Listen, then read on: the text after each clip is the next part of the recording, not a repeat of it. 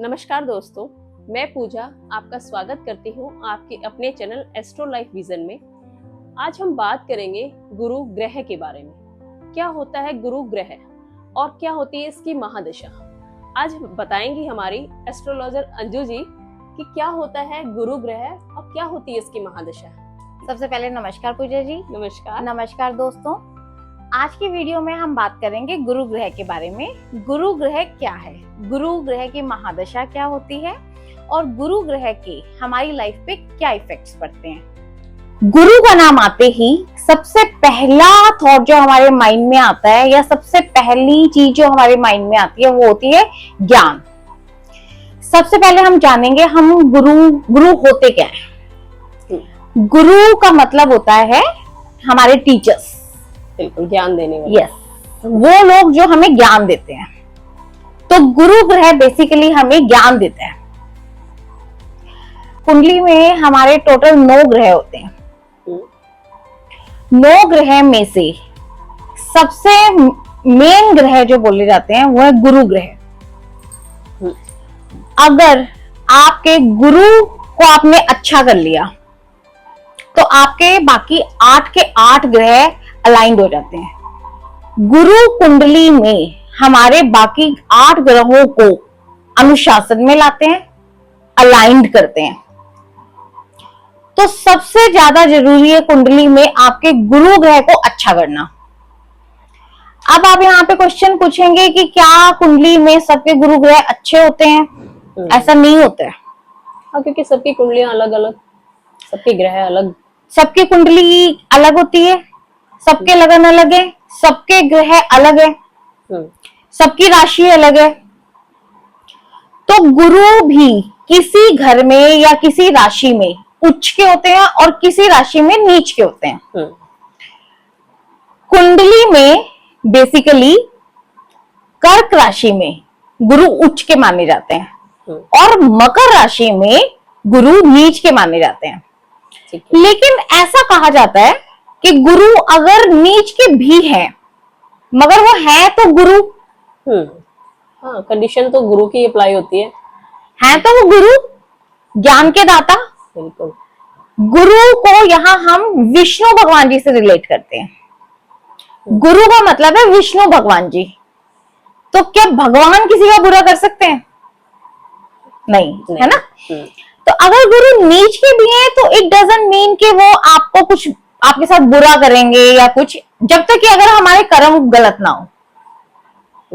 तो अंजू जी, अब हम जानना चाहेंगे कि क्या होती है गुरु की महादशा। कि हमें मतलब बड़ा सुनने में आया है कि गुरु की बड़ी लंबी महादशा होती है और उसके रिजल्ट्स भी मतलब कभी अच्छे तो कभी बुरे। वैसे तो सभी ग्रहों का यही हिसाब है कि कभी अच्छे कभी बुरे हमें रिजल्ट्स मिलते हैं, लेकिन गुरु का कहने को मतलब ये है कि आप बता रहे हो कि गुरु अगर नीच का भी होगा तो वो आपको परेशान नहीं करेगा। मतलब वो उसके रिजल्ट्स, अगर आपके कर्म अच्छे रहे होंगे और आप ज्ञान की तरफ होंगे तो गुरु आप अपनी तरफ से कभी आपका बुरा नहीं करते। गुरु हमेशा आपको बचाने की ही कोशिश करते हैं। लेकिन ये बहुत हद तक डिपेंड करता है हमारे अपने ऊपर, हमारे कर्मों पर, या हमने पिछले जन्म में कैसे कर्म किए थे। उसी हिसाब से हमारी कुंडली इस जन्म की बनती है। इस जन्म की जो हमारी कुंडली बनी है, जब हम पैदा हुए हैं, जो हमारा लगन या राशि बनी है, वो इस जन्म के हिसाब से तो बनी नहीं है। पिछले जन्मों में हमने जो कर्म किए हैं उसी के हिसाब से जब हम पैदा हुए हैं हमारे ग्रहों की पोजीशन उसी हिसाब से सेट हुई है। उसी के हिसाब से हमें लगन मिला है और हमारी राशि मिली है। तो अब आप हमें इसकी महादशा के बारे में बताइए फिर। बिल्कुल। तो जैसे मैंने आपको बताया कि गुरु ग्रह ज्ञान के दाता है और हम इन्हें कुंडली में, मैं तो इन्हें कुंडली में भगवान मानती हूँ। है ये कुंडली में भगवान जी, बिल्कुल। इन्हें विष्णु भगवान जी कहा जाता है। गुरु को डिनोट करते हैं विष्णु भगवान जी से। तो अब मैं आपको बताऊंगी गुरु की महादशा के बारे में। गुरु की महादशा होती है टोटल 16 साल की। महादशाओं का एक पूरा क्रम होता है और ये फिक्स है। ठीक है। हम में से जो भी पैदा होता है, पैदा होते ही हम किसी न किसी महादशा के अंतर्गत ही पैदा होते हैं। ये मैं आपको महादशा के पूरे पॉडकास्ट में बताऊंगी कि ये कैसे कैलकुलेट की जाती है। ठीक है। ठीक है, आज हम सिर्फ गुरु की महादशा के बारे में बात करेंगे। बिल्कुल। जो भी पैदा होता है, हर इंसान एक महादशा के अंतर्गत ही पैदा होता है। ये डिपेंड करता है। अब ये कैसे, कोई शुक्र की महादशा में पैदा होता है, कोई गुरु की महादशा में पैदा होता है, कोई शनि की महादशा में पैदा होता है। अब आपने ये तो सुना होगा कि जब हमारी डेथ होती है, हमने आगे नया जन्म लिया होता है, कुछ कर्म हम वहां छोड़ के आगे हैं। अब आगे हम वहीं से बढ़ते हैं। हम तो ये सब कुछ भूल चुके हैं ना, मतलब गणना वहीं से स्टार्ट यस होती है। यस यस यस यस, जहां से आप अपने पिछले जन्मों में छोड़ के आए हैं ना, वहीं से आगे अपना सर्कल शुरू करते हैं। ओके। तो उसी हिसाब से आपको आपकी महादशा मिलती है। अच्छा, तो हमें मतलब मैंने सुना है कि गुरु ग्रह जब होता है, इसके पहले 8 साल हमें बहुत मतलब परेशान करने वाला टाइम होता है, लेकिन बाद के 8 साल कहते हैं रिजल्ट्स उसी पर डिपेंड करते हैं, मतलब कि अच्छे होंगे कि खराब होंगे, वो मतलब आप मुझे समझाइए। ठीक है, वो क्या होता है, देखिए कोई भी ग्रह जिसकी भी महादशा आती है, उसका पहला पीरियड अच्छा रहेगा, बीच का पीरियड अच्छा रहेगा या आखिरी पीरियड अच्छा रहेगा, डिपेंड करता है कि गुरु जब गुरु की महादशा शुरू होगी तो उसका जो फर्स्ट फेज आएगा गुरु महादशा में अंतरदशा, वो गुरु की ही आएगी। ठीक है। गुरु की महादशा से पहले आती है राहु की महादशा। थोड़ा सा इसके लिए राहु को भी जान लें। अब जो ये बात आपने बोली है कि गुरु पहले 8 साल में हमें थोड़ी दिक्कत देते हैं या मेहनत ज्यादा करवाते हैं, उसके बाद रिजल्ट देते हैं, ऐसा क्यों कहा जाता है? तो जानिए, इससे पहली वाली महादशा कौन सी थी? राहु की। राहु कौन है? एक राक्षस। और राहु की महादशा गुरु की महादशा से भी ज्यादा लंबे टाइम की होती है, 18 साल की। अब इसे आप ऐसे मान सकते हैं, 18 साल तक आप एक राक्षस के काबू में थे। आपके माइंड पे, आपके बिहेवियर पे, आपकी बॉडी पे एक राक्षस का पूरा प्रभाव था। बिल्कुल। राहु की महादशा के बाद आती है गुरु की महादशा। अब जब आपने 18 साल भ्रम में निकाले हैं, इल्यूजन्स में निकाले हैं, राहु लालच है। हाँ, बिल्कुल। ठीक है, टेम्पटेशन है। और ऐसी टेम्पटेशन है जिसका कभी पेट नहीं भरता, क्योंकि राहु क्या है? सिर्फ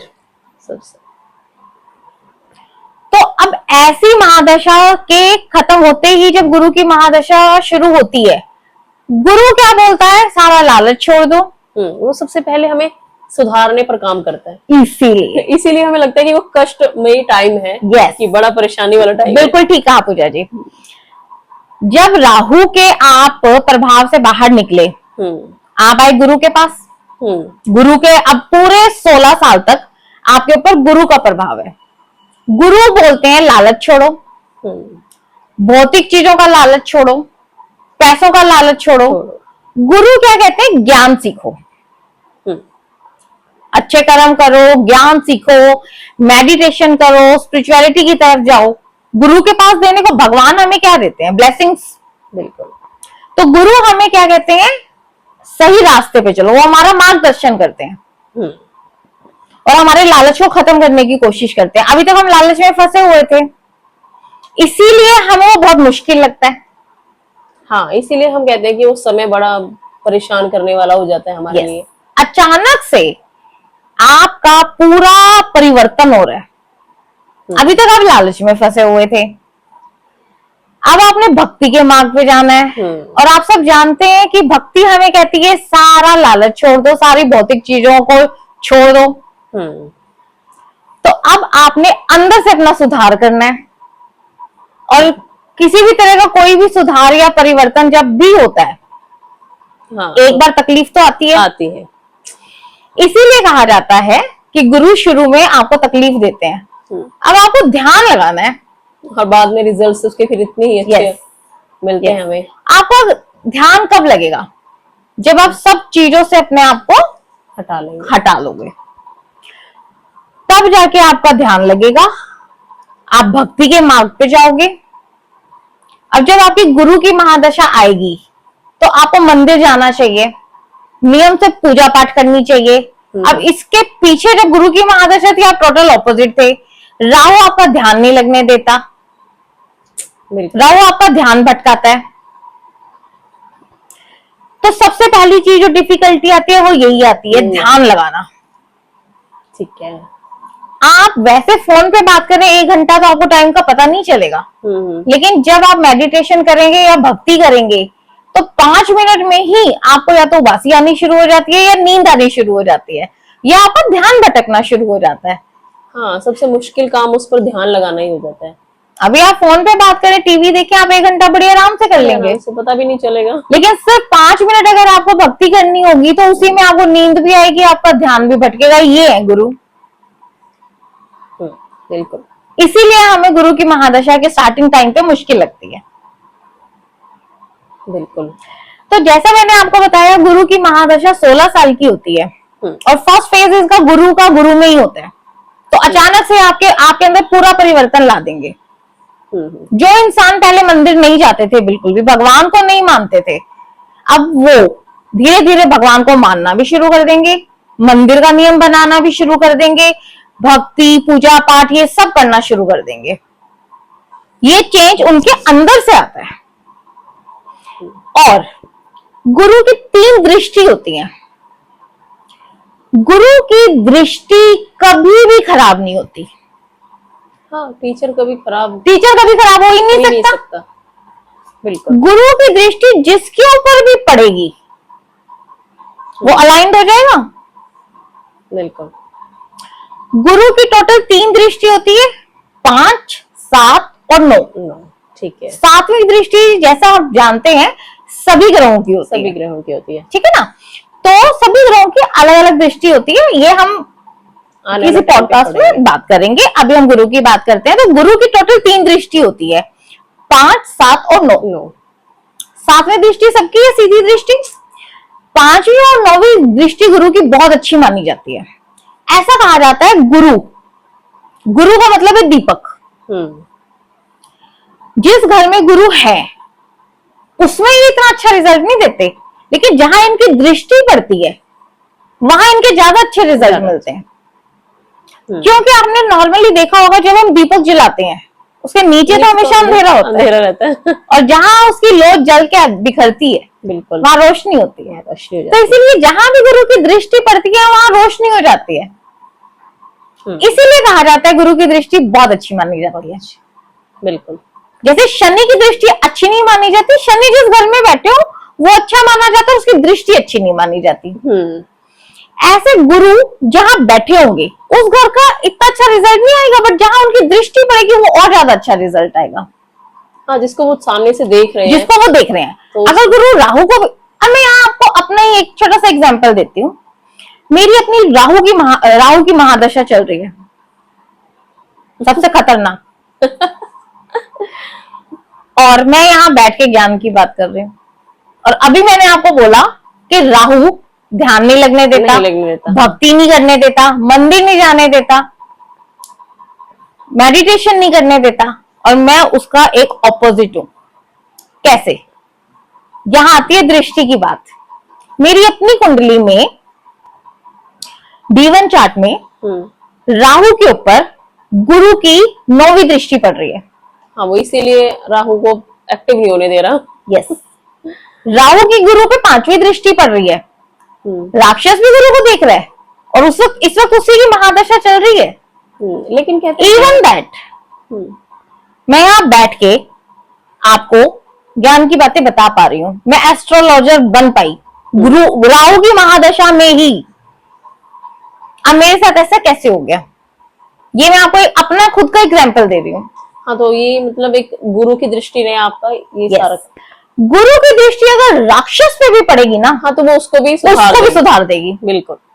तो जैसे जब मेरी राहु की महादशा शुरू हुई थी, इसने अच्छी तरह से मुझे पूरा कष्ट दिया। मेंटल परेशानी दी, शारीरिक परेशानी दी, हर तरह की परेशानी दी।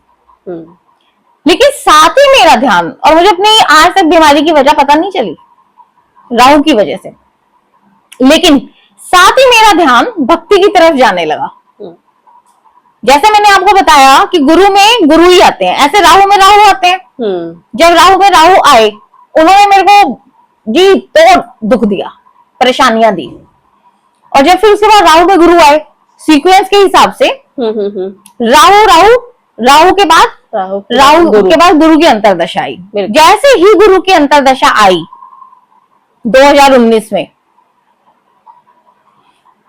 मेरे अंदर चेंजेस आए ऑटोमेटिकली।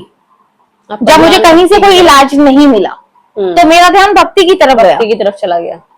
और देखो, मैंने भक्ति के नियम बनाए, मेरा इंटरेस्ट एस्ट्रोलॉजी की तरफ गया। मैंने जाके खुद मंदिर में पंडित जी से पूछा वैदिक ज्ञान क्या होता है, मुझे ज्ञान सीखना है। ये था गुरु का प्रभाव, ये थी गुरु की दृष्टि कि उसने एक राक्षस को भी कंट्रोल कर लिया। बिल्कुल। और तब मैंने सर्च शुरू की क्या होता है ज्ञान। आप सही मतलब गलत समय पर भी सही काम कर गए। यस। तो मैं वो एग्जाम्पल हूं कि अगर आप में से किसी की राहु की महादशा चल भी रही है तो वो ऐसा बिल्कुल भी ना सोचें कि उसके पूरे 18 साल ही खराब जाएंगे।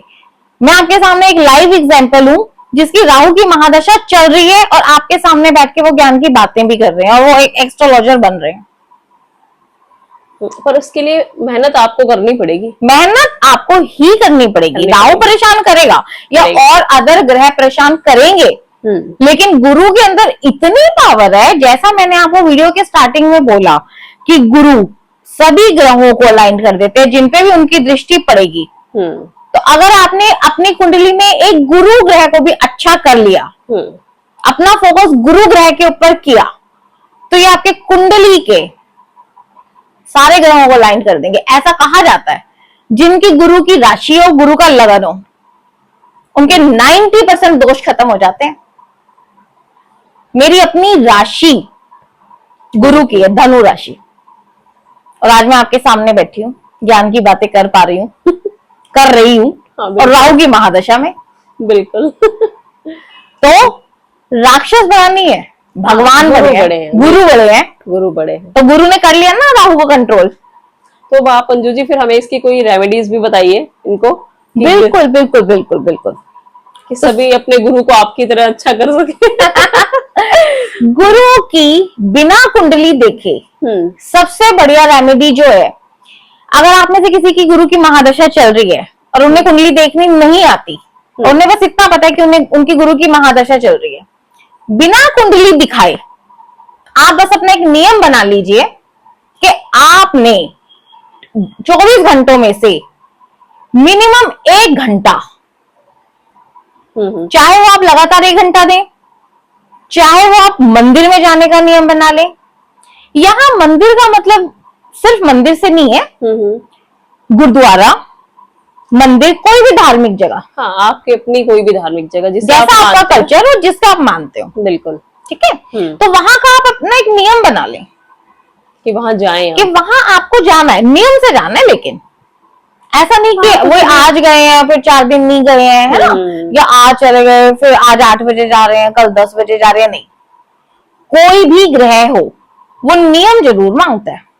बिल्कुल। कि हमें इसके लिए मतलब आपको के महादशा की जरूरत है या फिर इसे कोई भी कर सकता है? इसमें महादशा की कोई जरूरत नहीं है, भगवान का नाम लेना है। हाँ, तो इसे कोई भी कर सकता है। ये तो अगर आपकी कोई भी महादशा चल रही है, मैंने आपको क्या बोला कि अगर आप गुरु को अच्छा कर लेते हैं तो आपके सारे ग्रह कंट्रोल हो जाएंगे।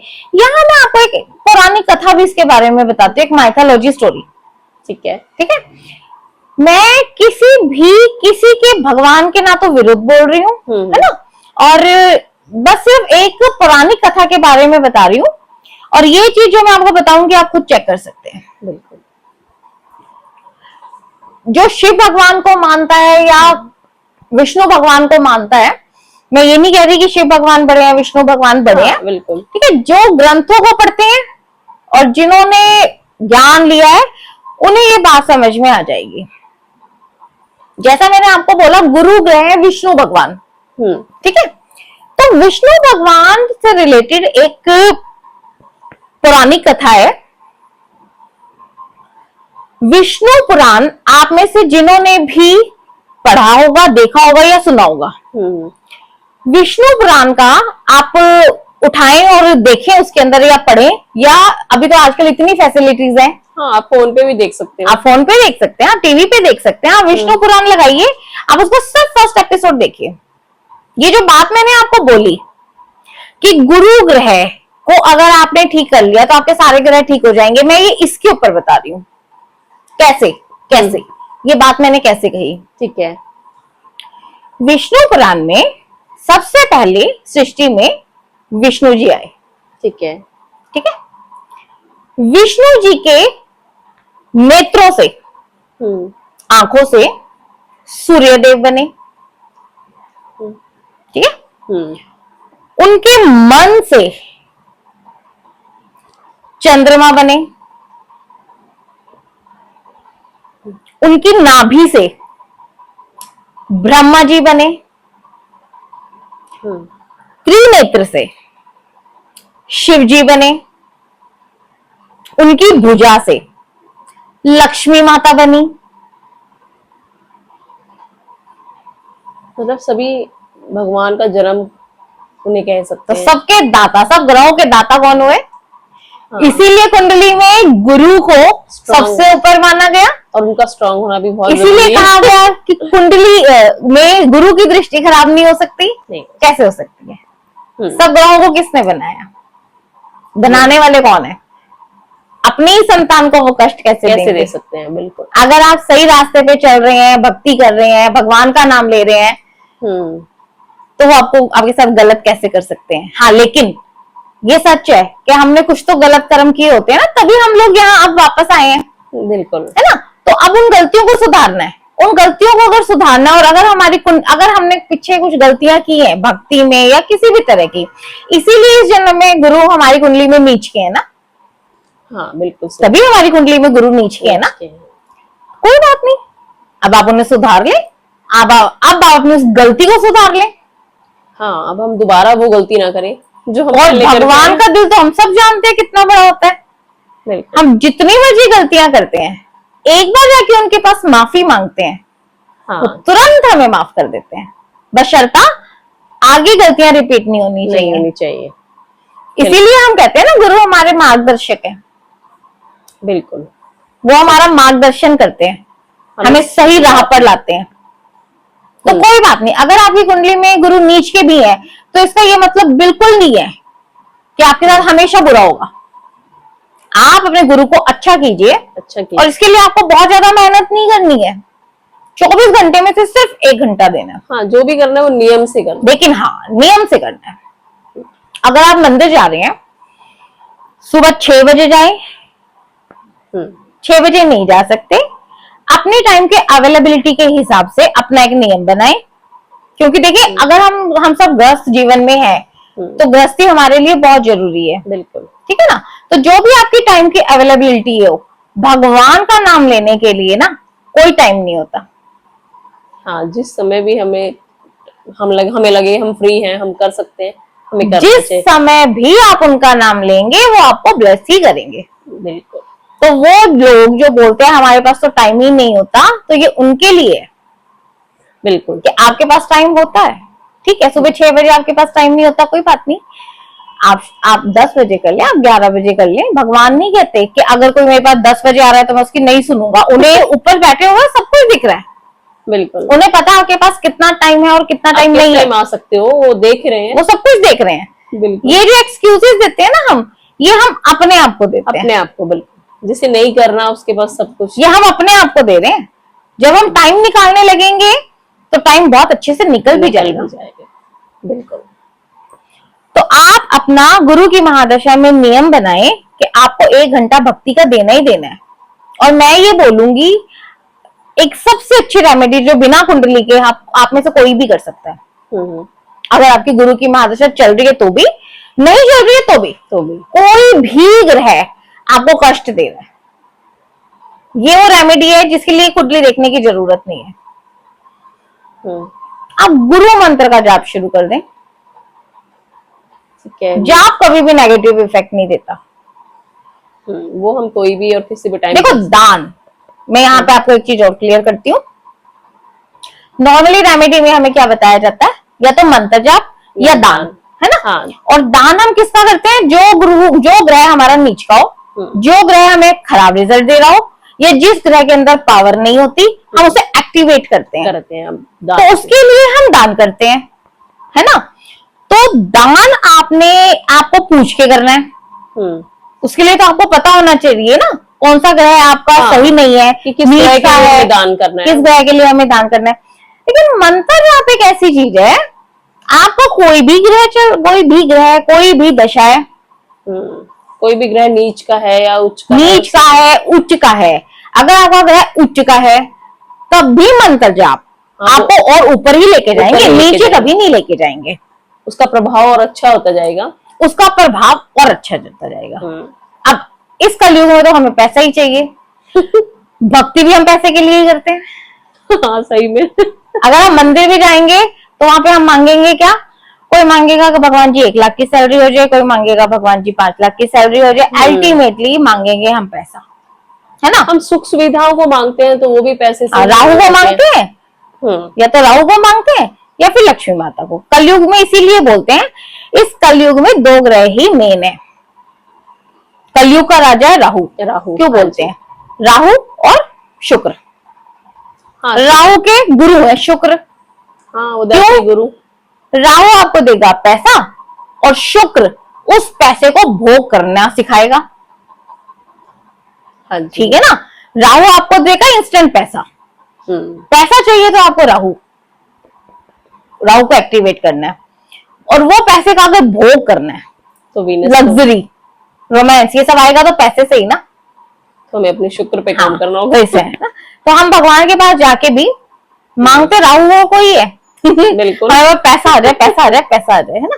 लेकिन चलिए इसी बहाने से ही हम अपना एक नियम तो बनाएंगे ना, भक्ति की तरफ तो जाएंगे। बिल्कुल धीरे धीरे आपके अंदर परिवर्तन भी अपने आप आएगा, गुरु अपने आप आपके अंदर परिवर्तन लाएंगे। तो गुरु की महादशा हो या गुरु आपके नीच के हो, और अगर आपको नहीं पता है कुंडली में आपके गुरु की क्या पोजीशन है, तो हर कोई ये मंत्र जाप जरूर कर सकता है। ठीक है। ओम नमो भगवते वासुदेवाय नमः। ठीक है। ये मंत्र जाप आप, अगर आपके पास ज्यादा टाइम नहीं है तो हर रोज 1 माला 108 की आप ओम नमो भगवते वासुदेवाय नमः के नाम से करें। ठीक है। 3 महीने आप नियम से, अगर आप सुबह 6 बजे कर रहे हैं तो 6 बजे ही करनी है। आप जानते हैं जिस टाइम पर हम अपना नियम बनाते हैं, इसे संकल्प भी बोलते हैं। संकल्प के ऊपर मैं अलग से एक वीडियो बनाऊंगी। बहुत से लोग बोलते हैं कि हम तो अब बहुत से लोग ऐसे भी बोलेंगे कि हम तो 1 साल से कर रहे हैं, हम तो 2 साल से कर रहे हैं, फिर हमें रिजल्ट क्यों नहीं मिल रहे हैं। अब उनके रिजल्ट में कहाँ कमी आ रही है, ये हम अपनी वीडियो में दोबारा बात करेंगे इस बारे में, कहाँ हमारी कमी रह जाती है। हाँ, छोटा सा मैं आपको इस बारे में फिर भी अभी बता रही हूँ कि वो जो कमी रहती है वो कैसे रहती है। आज हमने 6 बजे करी, कल हम 10 बजे कर रहे हैं, अपनी आराम से फुर्सत देख के कर रहे हैं। नहीं, जब आप शुरू कर रहे हैं ना कोई भी मंत्र जाप, उसका एक तरीका होता है, उसका एक नियम होता है। 6 बजे कर रहे हैं तो हर रोज 6 बजे करें, 7 बजे कर रहे हैं तो हर रोज 7 बजे करें। पहले ही दिन मतलब हम उसको इस हिसाब से बनाएं कि हम उसे निभा पाए लंबे समय तक। आपको अपना एक नियम बनाना होगा।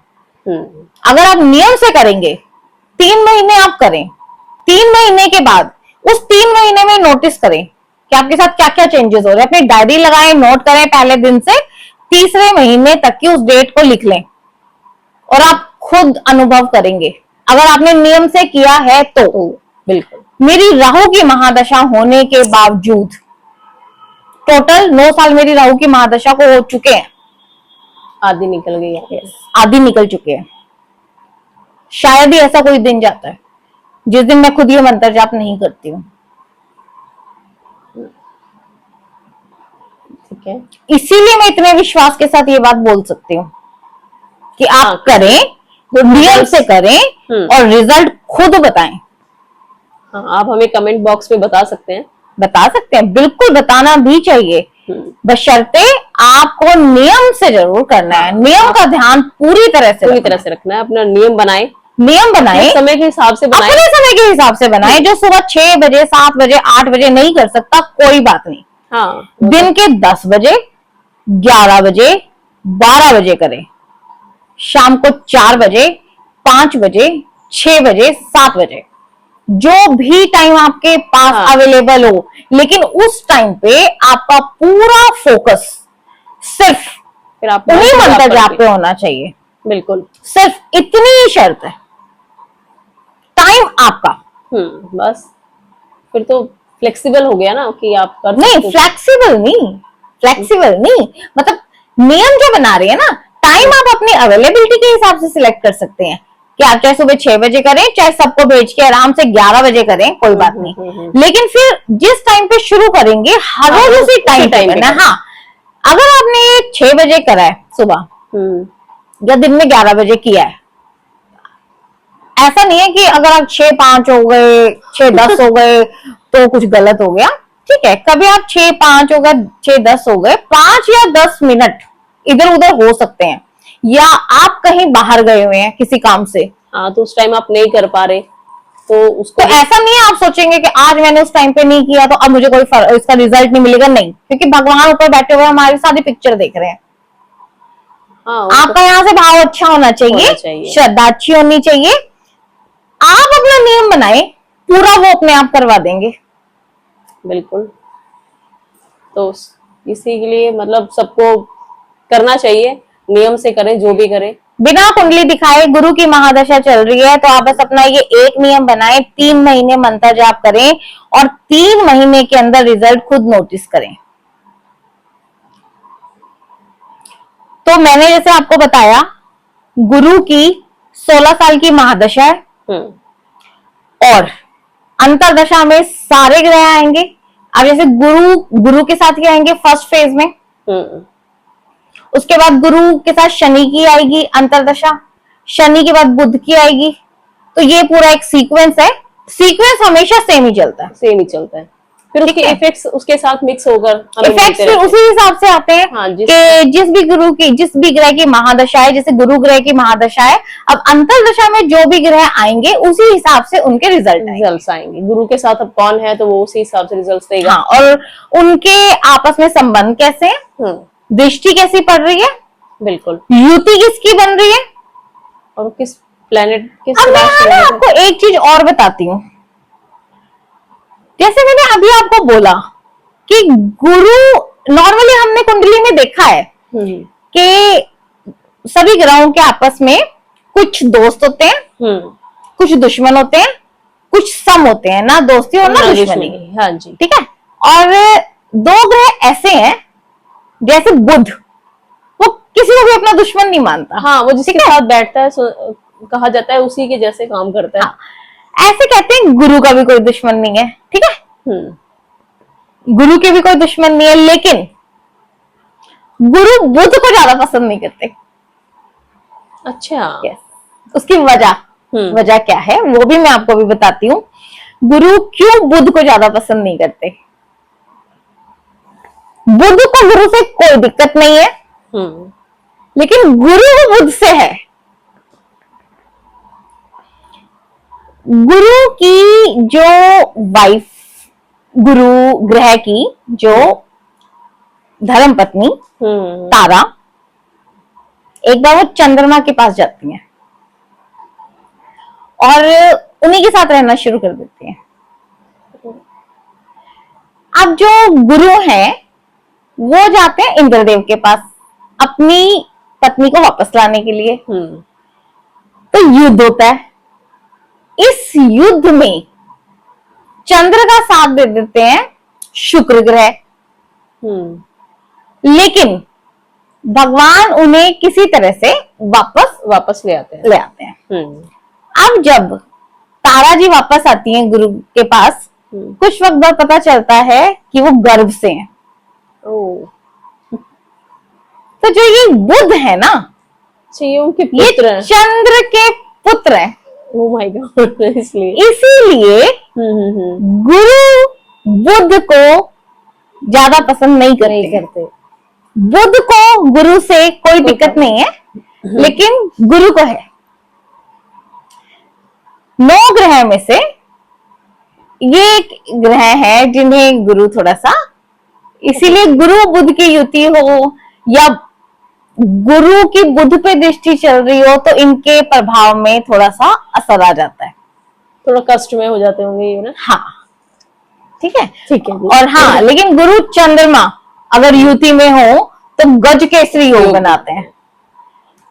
इनफैक्ट अगर गुरु शुक्र भी साथ में हो तो ये दोनों हैं तो गुरु, हाँ, दोनों गुरु होते हैं। कुंडली में दोनों गुरु हैं।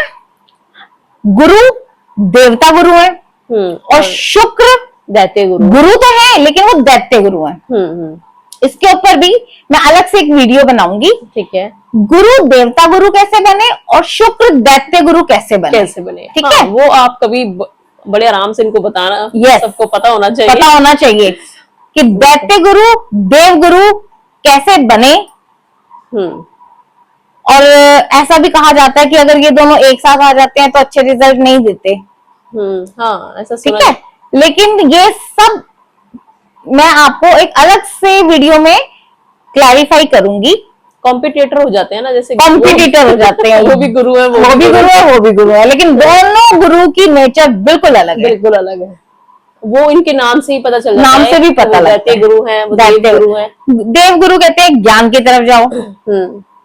शुक्र शुक्राचार्य जी हैं जो शुक्र गुरु, वो दैत्य गुरु है, तो वो कहते हैं ज्ञानी तो वो बहुत ज्यादा हैं, लेकिन उन्हें लग्जरी भी चाहिए, हाँ, पैसा भी चाहिए, आराम भी चाहिए, उन्हें सब कुछ चाहिए, कंफर्ट चाहिए उन्हें, कंफर्ट चाहिए जिंदगी का। वो कहते हैं साम दाम दंड भेद किसी तरह से भी आप पालो, लेकिन हाँ, लेकिन गुरु सब कुछ चाहिए, होना सब कुछ चाहिए। लेकिन गुरु क्या कहते हैं, गुरु को मोह नहीं है किसी चीज से, ठीक है ना। और हमने ज्यादातर देखा भी है हमारे ऋषि मुनि या आज भी जो असली गुरु हैं वो लाइमलाइट में भी नहीं आते हैं और उन्हें वो इन सब चीजों से दूर रहते हैं। बिल्कुल। और जो बहुत लाइमलाइट में है और जिनके बहुत हम देख रहे हैं आजकल के टाइम में, कहीं ना कहीं उनके ऊपर शुक्र गुरु का भी असर है। बिल्कुल। देव गुरु को सिर्फ ज्ञान से मतलब है। हाँ, वो लोभ मोह माया इन सबसे दूर है। और आपने देखा भी है हमारे ऋषि मुनि कितने ज्ञानी हुआ करते थे, है ना। और जितने राजा महाराजा, इवन दशरथ जी, उन्होंने राम जी को भी उन्हीं के आश्रम में पढ़ने भेजा था। कोई ऋषि मुनि नहीं आते थे कभी महल में पढ़ाने के लिए। बिल्कुल। हमेशा से राजाओं के बच्चे भी आश्रम में और बच्चों के साथ ही शिक्षा ग्रहण किया करते थे, ज्ञान लेते थे। बिल्कुल। ये है देव गुरु। इसीलिए बोला जाता है कि ये लोभ मोह लालच इन सब से दूर है। ये सिर्फ और सिर्फ आपको ज्ञान देते हैं। ये फर्क है दोनों में। इसके लिए हम फिर से अलग से कोई पॉडकास्ट बनाएंगे। तो गुरु की तीनों दृष्टियां बहुत अच्छी होती हैं। 7 दृष्टि तो हम सबकी ही होती है। 5वीं दृष्टि जो इनकी होती है ये इच्छा पूर्ति की होती है। अगर कुंडली के 11वें घर में, 11वें घर को बोला जाता है इच्छा पूर्ति का घर, अगर कुंडली के 11वें घर में गुरु आ जाते हैं तो वो आपको ब्लेस करते हैं। अब मैं आपको बताती हूँ गुरु के कारक तत्व, गुरु क्या क्या देते हैं। गुरु सबसे पहली चीज हमारी हैप्पीनेस के कारक है, हमारी खुशी, ये गुरु देते हैं। अगर आपकी शादी भी गुरु के ही आशीर्वाद से होती है, उसके लिए भी गुरु ग्रह को ही देखते हैं। शादी भी गुरु ग्रह से होती है। अब आगे जब आपका वंश बढ़ता है, बच्चों के लिए भी गुरु ग्रह को ही देखा जाता है। तो हमारी जिंदगी की 3 मेन चीजें क्या होती हैं? हाँ। सबसे पहली चीज खुशी, बिल्कुल, हैप्पीनेस, वो भी गुरु ग्रह देते हैं। हाँ, शादी भी गुरु ग्रह से ही होती है, उन्हीं की ब्लेसिंग से होती है। बच्चे भी उन्हीं की ब्लेसिंग से होते हैं। तो हमारी कुंडली के मेन जो सब चीजें हैं वो गुरु से ही देखी जाती हैं। इसीलिए कहा जाता है कुंडली में आपके गुरु ग्रह का अच्छा होना बहुत जरूरी है। बहुत जरूरी है, वो सबसे स्ट्रांग होने ही चाहिए। इसीलिए जिसके भी लगन या लगन राशि या चंद्र राशि गुरु की है, कुंडली में गुरु के दो घर माने गए हैं, एक 9वां घर और एक धनु राशि 12वां घर। और एक 12वां घर मीन राशि। लेकिन गुरु के ज्यादा अच्छे प्रभाव किसमें मिलते हैं? 9वें घर में। 9वें घर में, क्योंकि 9वां घर उनका अपना घर तो है ही है, ठीक है, यहाँ वो उच्च के तो होते ही है। इसके अलावा ये भाग्य का घर है। मैं तो कुंडली में इसे भगवान का घर बोलती हूँ, मंदिर बोलती हूँ 9वें घर को। तो अगर आप चेक कीजिएगा, अगर आपकी कुंडली में आपके 9वें घर में गुरु बैठे हैं तो वो एक तरह की तो आप अपने आप को बहुत बहुत ब्लेसफुल समझिए कि आपने पिछले जन्मों में बहुत ही अच्छे कर्म किए होंगे, या आपकी राशि गुरु की है, यानी कि 9 नंबर धनु राशि। वैसे मेरी अपनी राशि भी धनु की है और मैं तो अपने आप को बहुत ब्लेस समझती हूँ कि आपकी भी। और आज हम दोनों आपके सामने बैठ के ज्ञान की बात कर पा रहे हैं। हाँ बिल्कुल, ज्ञान सीख रहे हैं, बिल्कुल। तो ये हमारे ऊपर उनकी ब्लेसिंग ही है। हाँ, ये उन्हीं की और ब्लेसिंग सबसे बड़ी ब्लेसिंग गुरु की महादशा के टाइम पे मैं ज्ञान सीख पा रही हूँ, मैं मंदिर जा पा रही हूँ, मैं मंत्र जाप कर रही हूँ, मैं स्पिरिचुअलिटी में हूँ, मैं मेडिटेशन कर पा रही हूँ। तो मैं तो अपने आप को बहुत ज्यादा ब्लेस समझती हूँ। बिल्कुल। मैं कान्हा जी की सेवा कर पा रही हूँ। कान्हा जी ने मुझे चुना अपनी सेवा के लिए, बिल्कुल। उन्होंने मुझे ब्लेस किया और मुझे वैदिक ज्ञान की तरफ अग्रसर किया, मेरा मार्गदर्शन वो कर रहे हैं। हाँ, तो मैं तो अपने आप को बहुत ब्लेस समझती हूँ कि मैंने कुछ अच्छे कर्म किए थे, तभी मेरी राशि गुरु की है। हाँ, और मैं इस जन्म में उनकी राह पे चल भी पा रही हूँ। बिल्कुल बिल्कुल, ये उन्हीं की ब्लेसिंग है। तो जिसकी भी राशि धनु है या मीन है, तो ये राशि वाले लोग अपने आप को ब्लेस समझें, इनके ऊपर गुरु का प्रभाव है। लेकिन अब अपने कर्म आपको उसी हिसाब से करने हैं। राशि तो गुरु की ले ली है, लेकिन अब कार्य भी गुरु के हिसाब से ही करने पड़ेंगे, उन्हीं के पथ पर आपको आगे चलना पड़ेगा। भक्ति तो करनी ही होगी, मेडिटेशन, योग, ये सब आपको करना ही होगा। अगर आप ये सब करते हैं और अगर आपकी राशि या लगन धनु या मीन है, तो आप मेरे से लिखवा लीजिए। आपकी लाइफ में परेशानियां आएंगी तो जरूर, लेकिन उनके रास्ते आपको खुद ब खुद मिल जाएंगे। हमारे आगे हर वक्त गुरु खड़े होंगे। हाँ, वो हमें ज्ञान का रास्ता मतलब हर समय दिखाएंगे। परेशानियां तो आएंगी क्योंकि हमने पिछले जन्म में जो कर्म किए हैं वो तो हमने किए हैं ना। लेकिन आपको उन परेशानियों से निकलने के रास्ते भगवान आगे के आगे दिखाते चले जाएंगे। तो बस यही गुरु की ब्लेसिंग है। बिल्कुल बिल्कुल। इसीलिए बोलते हैं कि गुरु की दृष्टि बहुत अच्छी मानी गई है। अब जैसे मैंने आपको बोला कि 5वीं दृष्टि इनकी इच्छा पूर्ति की है और 9वीं दृष्टि इनकी ब्लेसिंग की है। तो जिस भी ग्रह पे इनकी 9वीं दृष्टि पड़ रही है या जिस घर पे, तो उस घर को ये ब्लेस कर रहे हैं। इसीलिए अगर आपको नौकरी चाहिए, अगर आपको बिजनेस अच्छा करना है, अगर आपको शादी करनी है, अगर आपको बच्चे पढ़ाई के लिए हमारा गुरु ही है, पढ़ाई के लिए भी आपको गुरु ही देखने हैं। आप उनके लिए भी गुरु अच्छे होने जरूरी है। बुद्ध तो अच्छे होने जरूरी है ही है, बुद्धि, लेकिन गुरु अच्छे होंगे तभी आप हायर एजुकेशन कर सकोगे, तरफ जाएंगे। हाँ, हमें 9th हाउस से हायर स्टडी, 9th हाउस भक्ति का भी है और हायर स्टडीज का भी है। बिल्कुल बिल्कुल। तो अब आप ये देखें कुंडली में कितनी चीजों के कारक गुरु ग्रह हैं। अब आप समझ गए होंगे क्यों मैंने कहा था कि कुंडली में अगर आपने अपने गुरु ग्रह को अच्छा कर लिया तो आपके 99% दोष भी खत्म होंगे और आपकी लाइफ की प्रॉब्लम्स खुद ब खुद सॉल्व होती चली जाएंगी। ये है हमारी गुरु ग्रह इतने बड़े। हाँ, एक चीज और, गुरु का एक और कारक करते हैं, ये एक्सपैंड करते हैं, ये बढ़ाते हैं, विस्तार करते हैं। हाँ, राहु भी एक्सपैंड करता है। तभी तो बच्चों का कार का भी नहीं माना जाता है कि हाँ, वंश वृद्धि, हाँ, वो हमारी गुरु वंश वृद्धि करते हैं।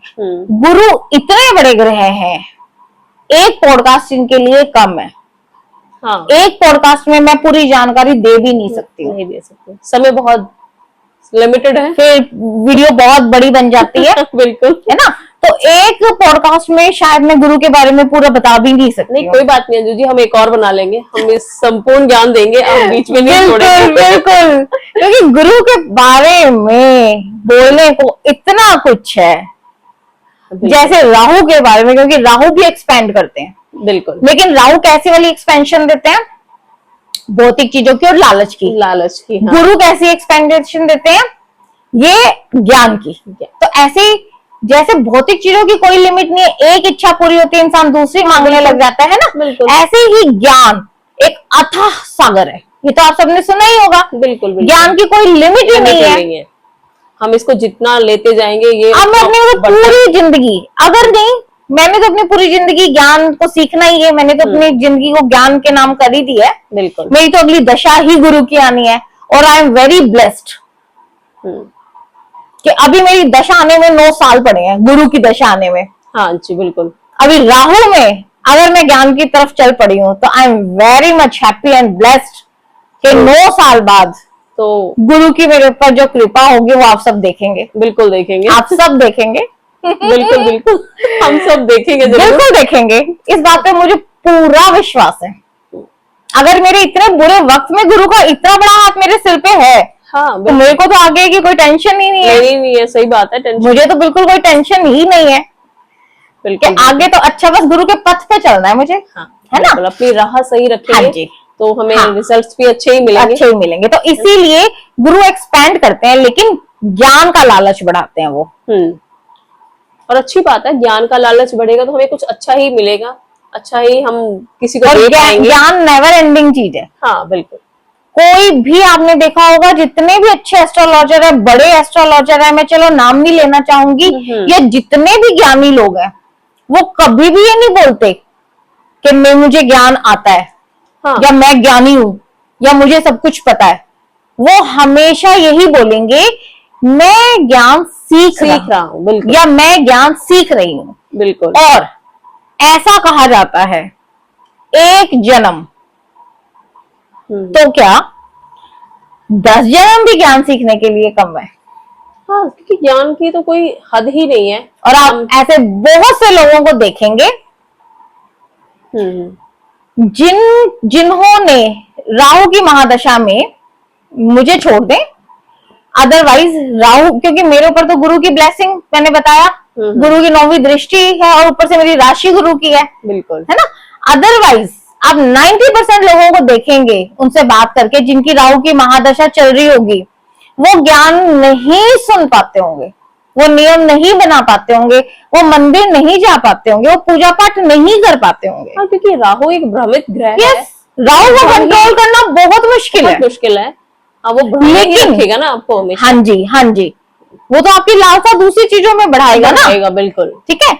लेकिन वही लोग, क्योंकि राहु के बाद सीधे आती है गुरु की महादशा, तो वो लोग जिन्होंने राहु की महादशा में गुरु का कभी भी नाम नहीं लिया होगा, शायद पूरे 18 साल में भी नहीं लिया होगा, उन्होंने जुआ खेला होगा, शराब पी होगी, नशे की आदत पड़ी होगी, डिस्क में गए होंगे, शायद सारे उल्टे काम किए होंगे, है ना? क्योंकि राहु यही सब देते हैं और आपका ध्यान इसी तरफ लेके जाते हैं, और अपने ध्यान को इन सब चीजों से निकालना बेहद मुश्किल है। तो जिन्होंने राहु की महादशा में ये सब किया होगा, या अभी भी जिसके साथ ये सब हो रहा होगा, कि जिनकी राहु की महादशा चल रही है और वो जुआ, सट्टाबाजी, शराब, नॉनवेज, डिस्क, इन सब लतों में पड़ गए हैं, आप ऐसे लिखवा लें इस बात को कि जब उनकी राहु की महादशा खत्म होगी और गुरु की महादशा आएगी, आप उनके अंदर जमीन और आसमान का परिवर्तन देखेंगे। हाँ बिल्कुल, क्योंकि ये चेंज अंदर से आता ही आता है। सही है, क्योंकि ठीक है, गुरु आपके सर गुरु जब आपके सिर पे है। अब इसका एग्जांपल वही हम ऐसे ले सकते हैं ना, हाँ। कि टीचर, ज्ञानी, जब भी हम टीचर हमारे सामने आते हैं, अगर राक्षस या क्लास का सबसे शरारती बच्चा भी बैठा है, वो भी सीधा हो जाएगा कि और अगर टीचर उसको देख रहा है, तो चाहे एक्टिंग ही सही, हाँ, लेकिन उस वक्त वो शांत भी होगा, गुरु की तरफ देखेगा भी, जो वो बोल रहे हैं वो सुनेगा भी। हाँ, तो सेम यही चीज रियल लाइफ में है। राहु महादशा मतलब एक शरारती बच्चा, हाँ। और जब गुरु की महादशा आई जैसे ही, तो उसके पूरी बॉडी के ऊपर, माइंड के ऊपर decent बच्चा गुरु हो का जाएगा वो। प्रभाव पड़ेगा और वो ऑटोमेटिकली सही राह को पकड़ लेगा। पकड़ लेगा, बिल्कुल। ठीक है, पूरा दिन नहीं करेगा, 15 मिनट करेगा, मंदिर में रोज नहीं जाएगा, 4 दिन जाएगा, लेकिन 100% गुरु का असर उसके ऊपर आएगा ही आएगा। और बहुत से ऐसे लोग होंगे जिनका तो पूरा, मैं कहती हूँ 100% का ट्रांसफॉर्मेशन हुआ होगा हाँ, कुंडली में, बिल्कुल जिनकी राहु के बाद गुरु की महादशा आई होगी। बिल्कुल। तो आप सब भी जरूर चेक कीजिएगा, आपको बहुत कुछ आज जानने को मिला है, अंजू जी से बहुत कुछ उन्होंने बताया है, तो कोशिश कीजिएगा और प्लीज हमें फॉलो भी कीजिएगा और बताइए, हमें लाइक कमेंट भी कीजिएगा कि आपको कैसी लगी हमारी वीडियो। इसी के साथ आज हम इसे यहीं पर विराम देते हैं, क्योंकि इसको तो हम जितना चाहे उतना आगे बढ़ा सकते हैं, क्योंकि वही बात हम कर रहे थे कि ज्ञान का कोई अंत नहीं है। लेकिन आगे हम जरूर अंजू जी से इसके बारे में आगे बात करेंगे और जानेंगे, क्योंकि बहुत इंटरेस्टेड है और हम सबकी लाइफ को कहीं ना कहीं इफेक्ट करता है। तो इसी के साथ आज के लिए बस इतना ही। नमस्कार। नमस्कार अंजू जी। नमस्कार पूजा जी, नमस्कार।